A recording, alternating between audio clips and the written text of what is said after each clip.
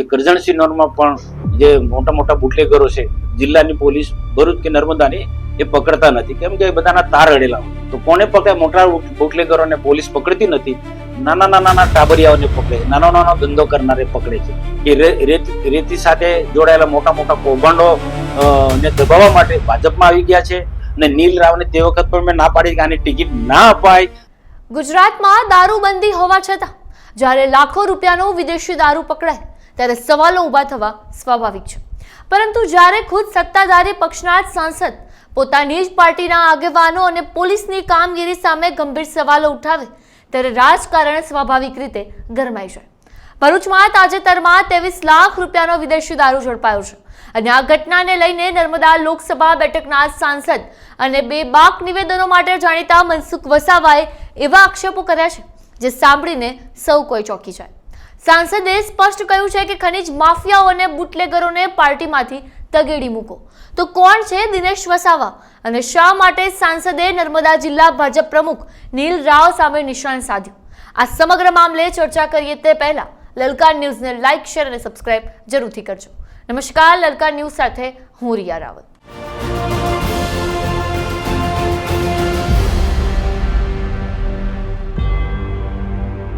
ઘટના છે ભરૂચમાં તાજેતરમાં 23 લાખ રૂપિયાનો જે વિદેશી દારૂ ઝડપાયો છે તેને લઈને.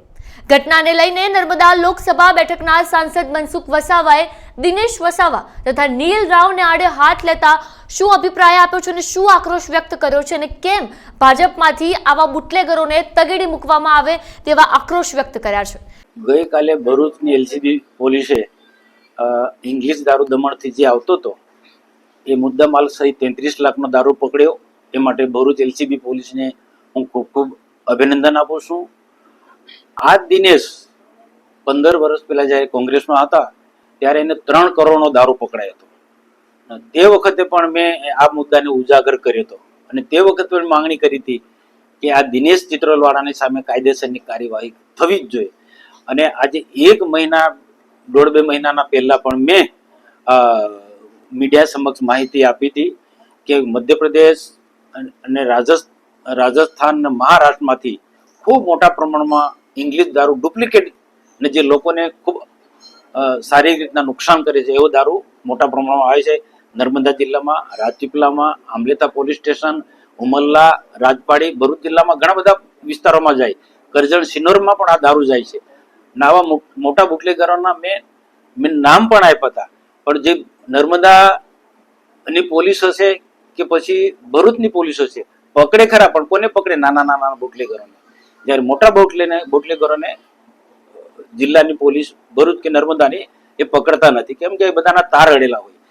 આજે કુંવરપરાની આસપાસનો આટલો મોટો પાયે રેકેટ ચાલે છે. દારૂ ઉપરાંત ઘણી ગેરકાનૂની પ્રવૃત્તિ ચાલે છે વૃંદાવન હોટલની આસપાસ. એ ડીએસપી નર્મદાને પણ રૂબરૂ માહિતી આપી છે, પણ નીચે એ કોને આદેશ આપે છે એટલે એમના આજે નીચેના લોકો એના પર પડદો પાડી દે છે. આ પ્રકારનો આખો જે દારૂનો કે બીજી ઘણી ગેરકાનૂની પ્રવૃત્તિ જે ચાલે છે એને રોકવી જોઈએ. આજે દારૂ પકડાયો છે તો એમાં પોલીસને તો અભિનંદન આપું જ છું, પણ ભૂતકાળની જેમ આવા જે બધા દારૂ કે બીજા ઘણા બધા ગુના પકડાય છે, મોટા મોટા રેકેટો પકડાય છે, એના પર પડદો પડી જાય છે. તો પડદો ના પડવો જોઈએ. દમણથી દારૂ આવતો તો દિનેશને વોન્ટેડ જાહેર કર્યો છે તો એને તાત્કાલિક પકડવો જોઈએ. અને એ ઉપરાંત બીજા પણ ઘણા આવા મોટા મોટા બુટલેગરો જે છે એ પણ પકડાવા જોઈએ. અમે ખૂબ પ્રેશર કરીએ છીએ. તો કોને પકડે? મોટા બુટલેગરોને પોલીસ પકડતી નથી, નાના નાના ટાબરિયાઓને પકડે, નાનો નાનો ધંધો કરનારે પકડે છે, ખાલી દેખાડવા પૂરતો. તો ખરેખર આવા મોટા બુટલેગરોને પકડવા જોઈએ. અને જ્યાંથી દારૂ આવતો હોય ત્યાંથી એ મેન માલિક કોણ છે એને પકડવું જોઈએ. આ જે રીતના દિનેશ ચિત્રોલને પકડાયો અને વોન્ટેડ જાહેર કર્યો છે એ રીતના બીજા ઘણા બધા મોટા મોટા બુટલેગરોને પણ જાહેર કરવા જોઈએ. તો આજે મારે ભરૂચની પોલીસને મારે આગ્રહ છે કે એને કોઈ પણ પ્રકારના ઉપર પડદો ના પાડવો જોઈએ. અને બીજા ભરૂચ જિલ્લાની અંદર ઉમરલા છે, રાજપાડી છે કે ઝઘડિયા વિસ્તારની અંદર ઘણી બધી જગ્યાએ ભરૂચ શહેરમાં પણ આવા મોટા મોટા બુટલેગરો જે છે એ કરજણ સિનોરમાં પણ જે મોટા મોટા બુટલેગરો છે એ બધાનો દારૂ પકડાવવો જોઈએ અને એક એકની સામે કાર્યવાહી થવી જોઈએ. એવું હું સ્પષ્ટ માનું છું. હું ભાજપમાં રહીને કોંગ્રેસમાંથી ભાજપમાં આવ્યો, કેમ આવ્યો અને એની છોકરીને ટિકિટ પણ આપવા આવી? જો એ કોંગ્રેસમાં હતા ત્યારે ચિત્રોડમાં દારૂ પકડાયો, એ 3 કરોડ રૂપિયાનો દારૂ પકડાયો હતો. તે વખત પણ અમે કાયદેસરની કાર્યવાહી કરી હતી. એ પછી એમાંથી આ ધંધો આ પ્રકારનો ચલાવવા માટે ભાજપમાં રહીને સરકાર ભાજપને એટલે આ ધંધો ચલાવવા માટે બુટલેગર તરીકેનો ધંધો એ ભાજપમાં આવ્યા પછી પણ એના છોકરીને તે વખત પણ ના પાડી હતી કે બુટલેગર છે, બુટલેગરની છોકરીને ટિકિટ ના અપાય. પણ તે વખત આંબલીથાની સીટ પર એમની દીકરીને ટિકિટ આપીને જીતી ગઈ. અને ફરી પણ પાછી હમણાં આંબલીથાની સીટ એ પુરુષની સીટ હતી, પણ છતાં પણ નીલ રાવ ખબર ને કોકના દબાણમાં આવી અને એ આંબલીથાની સીટ પુરુષ સીટ હોવા છતાં પણ દિનેશની દીકરીને એ જિલ્લા પંચાયતની સીટ આપી, ત્યાંથી લડાવી. તો એને અમારા ફોટા પણ સાથે દિનેશે મૂક્યા છે અને સાથે કોઈ વાંધો નથી. પાર્ટીના કાર્યક્રમમાં આવી જાય ને અમારા સાથે ફોટા પાડી લે. ઘનશ્યામભાઈ સાથે પણ આવા ફોટા પાડી લીધા છે.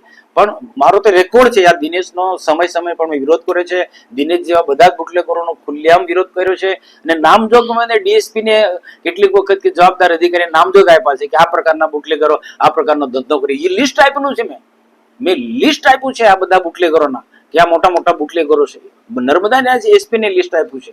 તો ભલે ભાજપમાં હોય પણ ભાજપની અંદર આવા ઘણા બધા લોકો છે કે કોંગ્રેસમાં હતા તે લોકો આજે આવા ધંધા કે રેત માફિયા પણ ઘણા એવા જે છે કે રેતી સાથે જોડાયેલા મોટા મોટા કૌભાંડો ને દબાવવા માટે ભાજપમાં આવી ગયા છે. દારૂના અડ્ડા ચલાવનારા આજે ભાજપમાં આવી ગયા છે. છતાં પણ ગુજરાતના માનનીય મુખ્યમંત્રી ભૂપેન્દ્રભાઈ પટેલ સાહેબ અને નાયબ મુખ્યમંત્રી હર્ષભાઈ સંઘવી આવા લોકોને સખ્તાઈથી કામો લે છે, કડક રીતના એમની હાથે કાર્યવાહી કરી રહ્યા. અને જે પણ હોય ભાજપનો હોય કે કોઈ બી હોય, ભાજપનો હોય કે કોઈ પણ હોય, એમની સામે કડક હાથે કાર્યવાહી મને આનંદ છે. સાહેબ, ખાસ કરીને કહી શકાય કે જે ભાજપ દ્વારા આવા બુટલેગરોને અંગ્રેજ કેમ એમને કાઢી મૂકવા જોઈએ તેની હવે જો અત્યારે પકડાતા હોય ને અમે ખુલ્લેઆમ એનું નામ બદનામ કરતું હોય. હું તો શરૂઆતથી જ આવા લોકોનો બહુ વિરોધી છું. આજે 30 વર્ષથી આવા બુટલેગરો કેરેત માફિયાની સામે હું લડું છું. અને અનેક વખત મેં પાર્ટીમાં પણ કીધું ને આજે પણ કહું છું. અને નીલ રાવને તે વખત પણ મેં ના પાડી કે આની ટિકિટ ના અપાય, છતાં પણ મહિલા સીટ નહોતી, છતાં પુરુષ સીટ ઉમેદવાર આપવાના બદલે આંબલીથાની સીટને મહિલા તરીકે એની દીકરીને લડાવી. તે વખત પણ સખત વિરોધ કર્યો હતો. અને હજુ પણ હું કહું ભલે જીતી છે પણ એ આવા જે બુટલેગરો આ દિનેશની છોકરી એટલી જ નહીં, જે બુટલેગર સાથે જોડાયેલા ઝઘડિયામાં પણ ઘણા નાના મોટા બુટલેગરો છે જે ભાજપ સાથે જોડાયેલા છે. બીજા જે પણ કોઈ રેત માફિયા હોય એ જે ભાજપ સાથે જોડાયેલા, ભાજપ ક્લીન હોવો જોઈએ. ભાજપ એક સમય બહુ ક્લીન ભાજપ હતો, એવો ભાજપ હોવો જોઈએ. અને સરકારનો જે પારદર્શક વહીવટ છે એ બિલકુલ સારો છે, પણ એ જાળવાઈ રહ્યો છે હું માનું છું. અને આવા જે ભાજપને બદનામ કરનારા લોકો છે કે ભાજપ સરકારને બદનામ કરનારા લોકોને તાત્કાલિક સર્વે કરીને ભાજપમાંથી કાઢી મૂકવા જોઈએ. સાંસદ મનસુખ વસાવાના આ આકરા પ્રહારો દર્શાવે છે કે સંગઠનમાં બધું જ બરાબર નથી. તો એક તરફ રાજ્ય સરકાર દારૂબંધીના કડક અમલની વાતો કરે છે, તો બીજી તરફ શાસક પક્ષના જ સાંસદ બુટલેગરો અને ખનીજ માફિયાઓના પક્ષમાં ઘૂસણખોરીની પોલ ખોલી રહ્યા છે. દિનેશ વસાવા જેવા ગુનાહિત ઇતિહાસ ધરાવતા વ્યક્તિની પુત્રી રશ્મિતા વસાવાને જિલ્લા પંચાયતની ટિકિટ આપવાના નીલ રાવના નિર્ણયથી સ્થાનિક કાર્યકરોમાં પણ અસંતોષ ભભૂકી રહ્યો છે. પ્રશ્ન એ છે કે શું સાંસદની આ ફરિયાદ પછી પોલીસ લિસ્ટમાં રહેલા બુટલેગરો સામે કાર્યવાહી કરશે? શું નીલ રાવ સામે કોઈ પગલાં લેવાશે? કે શું પછી ભાજપ બુટલેગરોને પાર્ટીમાંથી રસ્તો બતાવશે? તમારો અભિપ્રાય શું છે આ અંગે કોમેન્ટ કરીને અવશ્ય જણાવજો. આપના પોતાના પ્લેટફોર્મ લલકારને લાઈક કરો, ફોલો કરો, સબસ્ક્રાઇબ કરો અને શેર કરો.